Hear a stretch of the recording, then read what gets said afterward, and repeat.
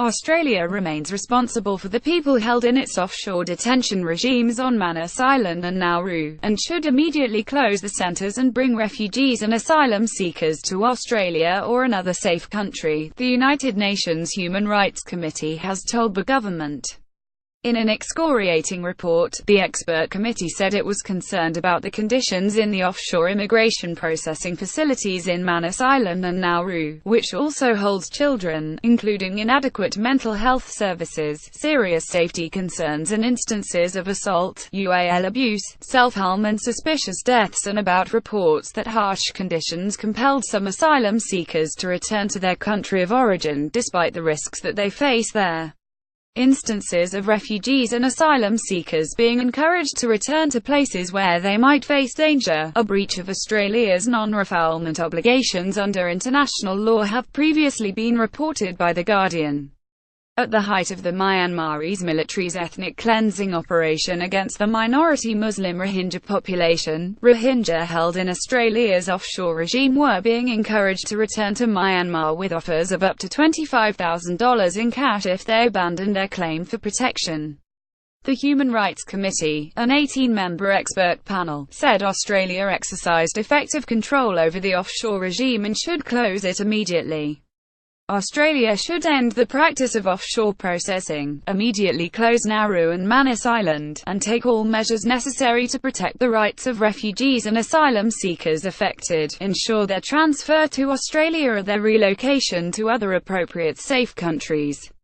The committee said Australia's policy of mandatory, and in some cases indefinite, detention of asylum seekers was unlawful.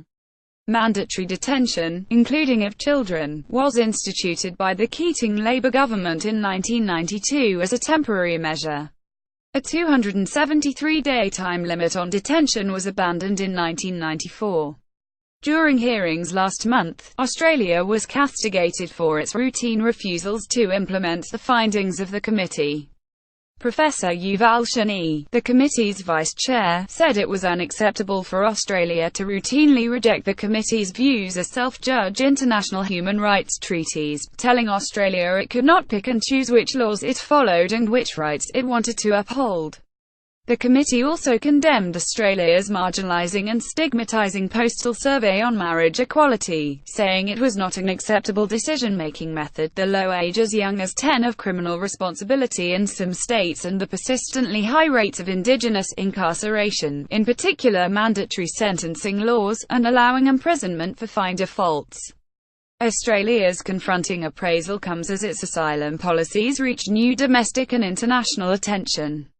Australia was last month elected, in an uncontested clean slate poll, to the powerful UN Human Rights Council, but the ascension brought criticism of its sustained breaches of international human rights laws.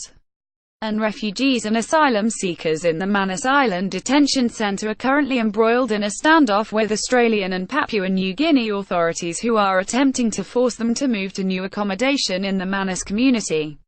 Men have been living more than a week without food, running water, electricity and medicine. The UN High Commissioner for Refugees has described the situation as a humanitarian emergency. Refugees struggle with no electricity, depleting food and water on Manus Island. Several attacks and incidents have marred recent months, and the 600 men refusing to leave say they are not safe in the local community. Independent observers say the proposed new housing is inadequate and unfinished. PNG immigration has given the men until Saturday to accede to moving, or face being forcibly removed. The Australian Prime Minister, Malcolm Turnbull, blamed refugee advocates for the impasse, saying they were encouraging these people not to move. "I think that the responsible course of action is to encourage them to comply with the lawful requests and requirements of the PNG authorities," he said. Men store water in bins at the Manus Island Detention Centre. Photograph Get Up's Human Rights Co-Director Shen Narajan Asami, who spent time inside the no-close detention centre, said death or serious illness was inevitable in coming days. "The conditions are appalling and it's obvious you wouldn't choose to stay here if you thought you could be safer elsewhere." There is a great threat of violence from the PNG army, and the Manus Island community has made it very clear it doesn't want the men to move into accommodation closer to town. The executive director of the Human Rights Law Centre, Hugh de Keyser, said Manus remained on a knife edge, and Australia was responsible for protecting those held there. Instead, the Australian government has cut food, power and water. These innocent men are in great danger, but they have nowhere safe to go.